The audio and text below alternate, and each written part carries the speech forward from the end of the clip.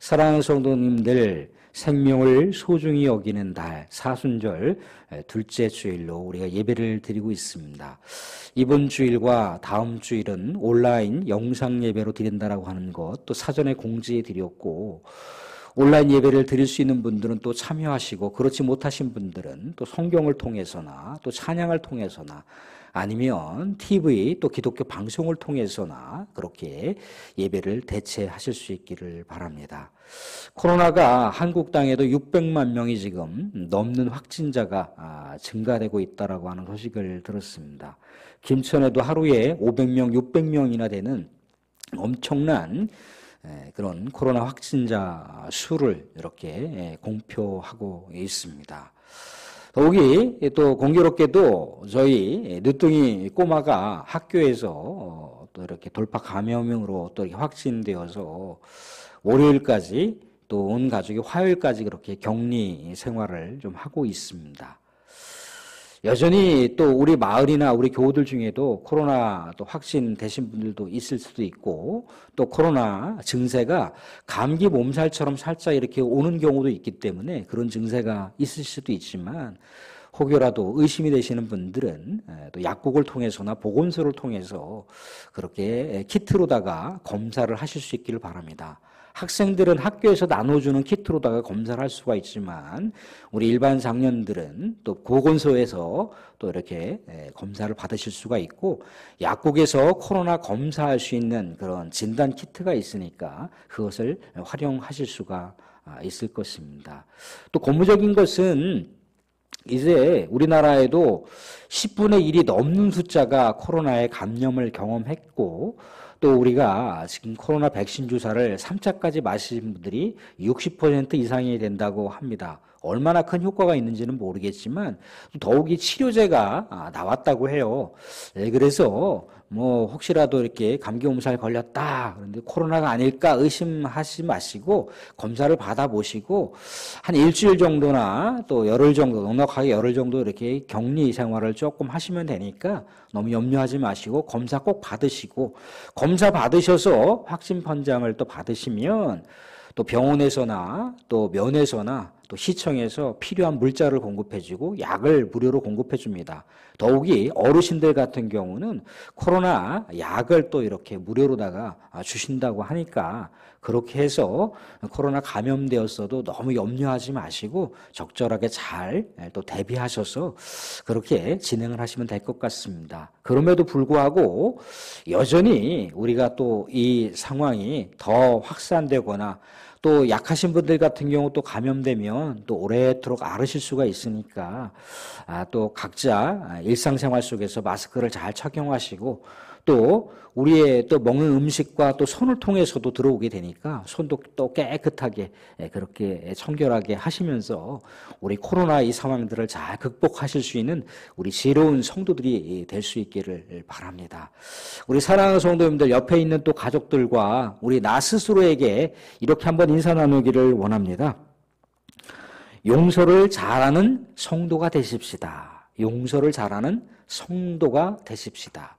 우리 사랑하는 성도님들, 우리 일상생활 속에 수많은 사람들을 만나고 수많은 사람들과 관계하는데, 용서라고 하는 것 때문에 수많은 사람들과의 관계하면서도 더 친밀함이, 더 관계가 지속될 수 있는 사람들이 있는가 반면에, 또 용서 때문에 더 관계가 지속되지 못하고 관계가 파괴되거나 관계가 더 무너지는 경우를 우리는 많이 우리 일상생활 속에서 볼 수가 있습니다.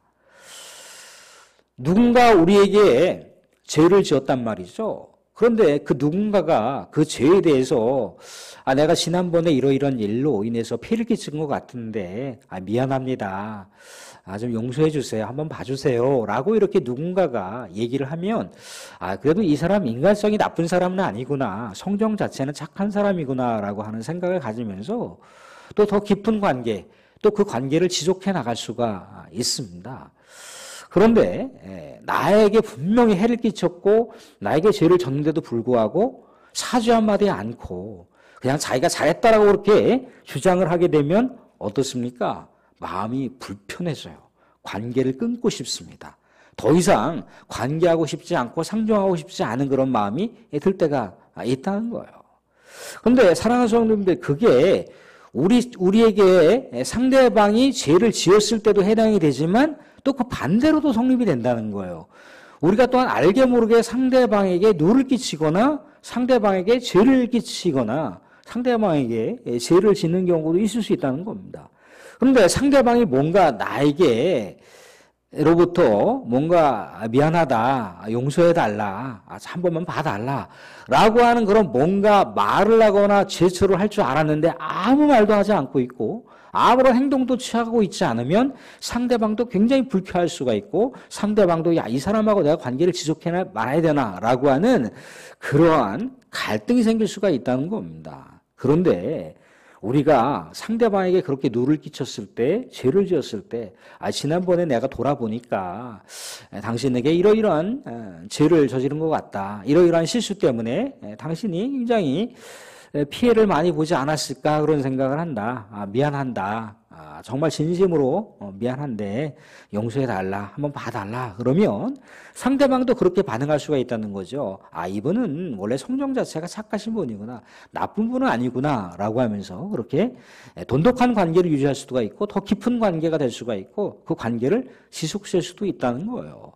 그런데 일상생활 속에서 이루어지는 용서가 일상생활 속에서 우리의 관계 속에서 자연스럽게 진행되지 않으면 굉장히 불안하고 불편하고 굉장히 깨림직하다는 거예요. 사랑하는 성도들, 우리가 누군가를 용서하지 못할 때 잠을 평안하게 주무실 수가 있습니까? 잠을 평안하게 주무실 수 없다는 거예요. 그러니까 우리 끊임없이 용서를 해야 되는 것이고 용서를 받는 그런 삶을 살아야 된다라고 하는 것을 알 수가 있습니다. 용서라고 하는 게 뭘까요? 용서라고 하는 게. 용서라고 하는 것을 국어사전에서 찾아보게 되면요. 누군가의 죄, 또 누군가로부터 잘못한 일에 대해서 지적을 하거나 꾸짖지 아니하고 그냥 덮어준다라고 하는 의미를 갖고 있어요. 근데 성경에서 이 용서라고 하는 의미는요, 아피엠이라고 하는 의미를 갖고 있습니다. 아피엠이라고 하는 의미는 뭐냐면, 그냥 지나가 버리다, 잊어버리다, 그냥 버리다. 조금 더 법정적인 개념으로 하게 되면 이혼해 버린다.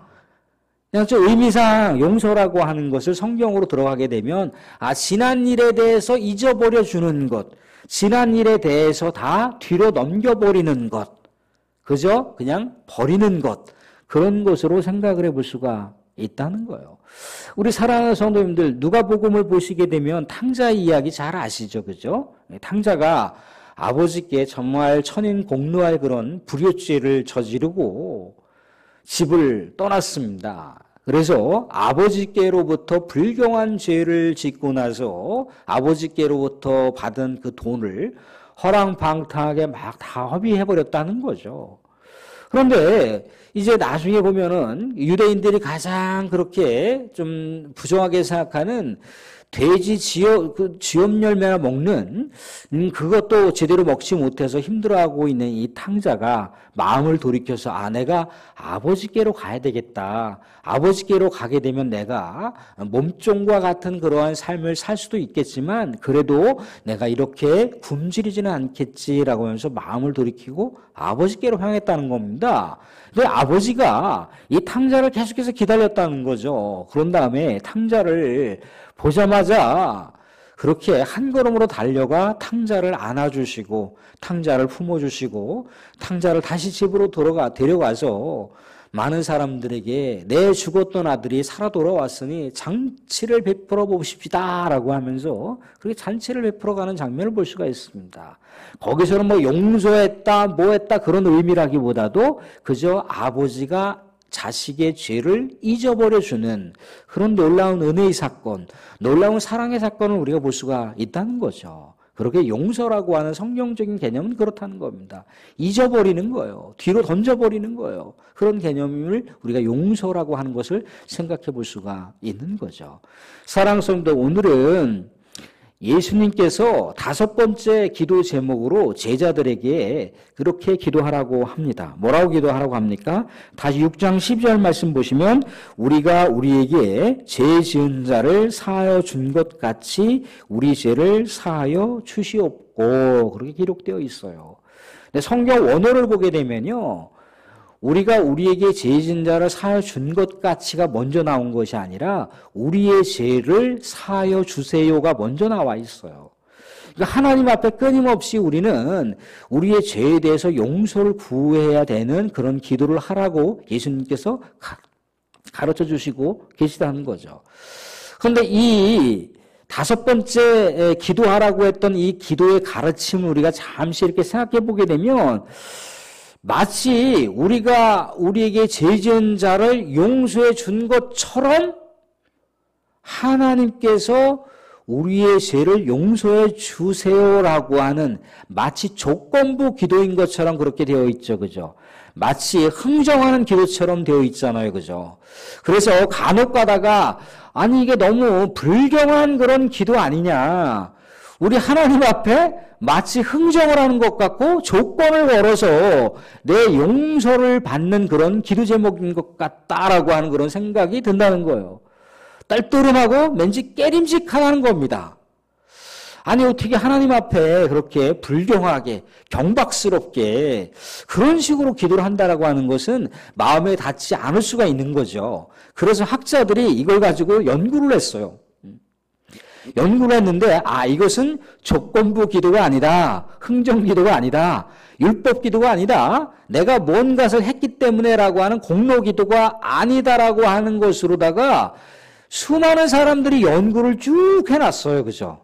연구를 해놨는데 더 복잡해졌습니다. 더 복잡해지고 연구를 해놓은 결과물들이 도대체 무엇을 지향하고 있는지조차 모를 정도로다가 굉장히 복잡하게 연구를 해놨다는 거예요. 근데 사랑하는 성도님들 그렇게 복잡하게 생각하실 필요가 없어요. 이 말씀은 이 기도는 누가 가르쳐준 기도입니까? 예수님께서 가르쳐주신 기도라는 거예요. 그래서 복잡하게 생각하지 않고 그냥 그렇게 기도하면 되는 거예요. 표면적으로 보게 되면 마치 흥정 기도인 것 같고 조건부 기도인 것 같고 공로에 입각해서 기도하는 것 같지만 예수님께서 그렇게 기도하라고 하셨으니까 기도하면 된다는 겁니다. 어떻게? 하나님 우리가 우리에게 죄 지은 자를 내가 용서해 주겠습니다. 저희 죄도 용서해 주세요. 그렇게 기도하면 되는 거예요. 복잡하게 생각할 필요가 없다는 겁니다. 다만 여기서 우리가 하나 잊지 말아야 될 것은 뭐냐면 이 반대로도 성립이 된다는 거예요. 우리가 우리에게 죄 지은 자를 사하여 준 것 같이 우리의 죄를 사하여 주십시오라고 기도했잖아요. 이 반대로도 가능하다는 거예요. 그러면 우리가 우리에게 죄 지은 자를 사하여 주지 못하면 어떻게 되는 거죠? 우리의 죄를 용서해 주지 말아주세요라고 그 반대도 성립이 된다는 거예요. 그래서 우리 예수님께서 더 이 기도 제목에 대해서 더 추가적으로 말씀하시는 내용이 마태복음 6장 14절 15절에 등장을 하고 있다는 겁니다. 우리 방송실 14절 15절을 한번 스크린 통해서 한번 띄워봐 주시기 바랍니다. 우리가 예수님께서 이 주기도문, 주께서 가르쳐 주신 기도가 끝난 다음에 곧바로 이어서 주시는 말씀이 있습니다. 우리 14절 15절 말씀이 있는데 우리 한 목소리로 한번 같이 읊어보도록 하겠습니다. 14절 15절 시작. 너희가 사람의 잘못을 용서하면 너희 하늘 아버지께서도 너희 잘못을 용서하시려니와 너희가 사람의 잘못을 용서하지 아니하면 너희 아버지께서도 너희 잘못을 용서하지 아니하시리라. 좀 전에 예수님께서 제자들에게 가르쳐 주신 기도 내용과 동일한 맥락의 기도라는 거예요.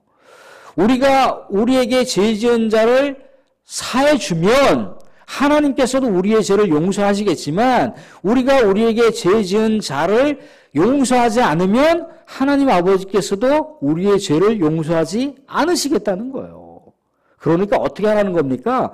우리 끊임없이 용서하는 삶을 살라는 거예요. 용서하는 삶을 끊임없이 하고 또한 우리 하나님께 우리의 죄를 용서해 달라고 하면 우리 하나님 아버지께서 용서를 해 주신다는 거예요. 근데 사랑하는 성도님들, 그 밋밋하게 우리가 흘러가는 것 같지만 우리가 우리의 죄를 사하여 준 것 같이라고 하는 것에는요, 대전제가 깔려 있어요. 대전제가. 우리는 우리 하나님께 어떤 존재들입니까? 아담과 같이 원죄가 있는 존재들이에요. 원죄는요, 세상에 사람의 용서를 통해서 해결될 수 있는 것이 아닙니다. 원죄는 누구만이 해결할 수가 있습니까? 하나님 아버지만이 해결할 수가 있어요. 하나님 아버지의 사랑과 긍휼과 자비와 용서를 통해서만이 우리의 원죄가 해결될 수가 있다는 거예요. 또한 예수 그리스도의 십자가 희생과 용서를 통해서만이 우리의 원죄를 해결할 수가 있다는 겁니다. 우리가 어찌 감히 우리의 원죄를 용서받을 수가 있습니까? 그것을 우리가 생각해 보자는 거죠. 우리가 조금 이따 찬송가를 부르겠지만 304장을 우리가 너무나 익히 잘 알고 있고 익숙하게 부르는 찬송이잖아요. 하늘을 두루마리 삼아 바다를 먹물로 삼아도 한없는 하나님의 사랑 다 기록할 수 없겠네. 그 놀라운 사랑, 그 크신 사랑 어떻게 다 기록할 수 있겠는가? 라고 하는 그 하나님의 사랑과 그 자비와 긍휼과 용서를 생각해 보면 정말 너무나 감당할 수 없어서 그 사랑을 다시 한번 음미하고 다시 한번 묵상하고 다시 한번 돌아보면 이 세상 가운데 나에게 죄를 지었던 그 사람들, 어떤 사람이라 할지라도 그 사람들의 죄를 용서하지 않을 수가 없다는 거죠. 왜? 나는 원죄를 용서받았는데, 원죄를 용서받았기 때문에 나는 우리 하나님의 천국을 우리 하나님의 선물로 받았는데, 구원이라고 하는 놀라운 우리 하나님의 은혜를 선물로 받았는데, 그깟 나에게 내 마음에 상처를 입혔던, 내 자존심을 건드렸던 사람을 내가 용서하지 못한다라고 하는 것은 있을 수가 없다는 거죠. 사랑하는 성도님들, 우리는 갚을 길 없는 그 엄청난 우리 하나님의 그 빚을 하나님께서 갚지 않아도 된다고 하시고 있어요. 갚지 않아도 된다고. 그런데 그 누가 나에게 10만 원을 꼬갔는데 그 10만 원을 갚지 않는다고 그것 때문에 잠 못 이루고 밤잠 설치고 그럴 필요가 없다는 거예요. 나는 온 세상에 있는 모든 것을 다 우리 하나님께로부터 부여받은 사람이라는 거예요. 그렇기 때문에 우리 이웃이 설령 나에게 죄를 졌다 할지라도 그것을 용서할 수 있어야 된다는 겁니다. 만약에 이웃이 나에게 죄를 지었는데 그 이웃의 죄를 내가 용서하지 않는다면 내가 우리 하나님으로부터 원죄를 용서받지 못했다라고 하는 것을 증명하는 것과 마찬가지라는 거예요. 내가 우리 하나님으로부터 원죄를 용서받았습니다라고 하는 그 증거는 내 이웃이 나에게 끊임없이 죄를 졌는다 할지라도 끊임없이 용서할 수 있다라고 하는 것이 바로 내가 우리 하나님으로부터 감당할 수 없는 엄청난 죄를 용서받았다라고 하는 것을 증거로 보여줄 수 있는 대목이라는 거예요. 그래서 사랑하는 성도님들, 우리가 이 기도를 어떻게 우리가 풀어볼 수가 있습니까? 이렇게 풀어볼 수가 있는 거죠. 하나님, 나는 내 원죄, 이 세상 가운데 그 누구도 감당할 수 없는 이 원죄를 하나님의 사랑과 긍휼과 자비와 용서를 통해서 사함받았으니, 용서받았으니 이 용서받은 힘과 능력으로 나에게 이웃이 지은 죄를 용서할 수 있게 해주시고 또한 우리가 일상생활 속에서 내가 짓는 죄를 또한 우리 하나님 용서해 주세요라고 그렇게 우리가 기도를 할 수가 있는 거겠죠. 사랑하는 성도님들, 용서라고 하는 것, 그 출발점은요, 나로부터 출발되는 게 아니에요. 하나님으로부터 출발되는 겁니다. 하나님의 은혜와 사랑으로 내가 이웃을 또한 사랑할 수 있고 이웃을 용서할 수가 있다는 겁니다. 그렇게 됐을 때 내 죄 또한 하나님께서 자연스럽게 용서해 주시고 사랑하실 수가 있는 거겠죠. 그러니까 끊임없이 내가 용서를 할 때는 빚진 자의 마음으로 다 용서를 해야 된다는 거예요. 그저 내가 상대방에게 뭔가 용서를, 사죄를 받아야 되기 때문에, 사죄를 받는 무언가 능력이 있고 무엇인가 갇혀있기 때문에 상대방을 용서할 수 있는 게 아니고, 나는 더 큰 죄를 지었는데 그 더 큰 죄를 내가 우리 하나님으로부터 용서를 받았기 때문에 나는 상대방, 옆에 있는 이웃이 내 죄보다 더 작은 죄에 대해서 사죄하고 용서를 구할 때 용서할 수 있는 것, 그것은 바로 내가 축복을 베풀어 주는 것이고 우리 하나님의 사랑을 베풀어 주는 것이고 우리 하나님의 용서를 나누는 거예요. 용서라고 하는 것이 나로부터 시작되는 것이 아니라고 하는 것을 우리가 생각하게 됐을 때, 원죄를 우리 하나님으로부터 용서를 받았잖아요. 그러니까 그 원죄를 용서받은 그 놀라운 사랑의 기운으로, 놀라운 용서의 기운으로, 놀라운 긍휼의 기운으로 우리가 이웃이 나에게 지은 죄를 용서한다면 우리 또한 일상생활 속에서 일어나는 이런 여러 가지 우리의 죄를 하나님께 용서받을 수 있다라고 하는 내용이라는 겁니다. 사랑하는 성도님들, 말씀을 맺겠습니다. 베드로가 예수님께 그렇게 얘기를 하죠. 도대체 용서를 얼마만큼 해야 됩니까? 라고 합니다. 7번 정도 하면 되겠습니까? 7번도요, 만수예요. 정말 충만한 수라는 거죠. 정말 최고로 충만한 수예요. 그런데 예수님께서 뭐라고 얘기합니까? 70번씩 7번이라도 하라고 합니다. 그러니까 만수의 곱절이라도 그렇게 용서하라고 그렇게 말씀하시고 있어요. 그런데 예수님께서는요, 자신의 그렇게 말씀만 그렇게 하신 것이 아니고 예수님께서 용서라고 하는 이 놀라운 은혜, 놀라운 이 행동을 어디서 보여줬습니까? 십자가에서 그 용서의 클라이막스를 보여주셨잖아요. 그죠?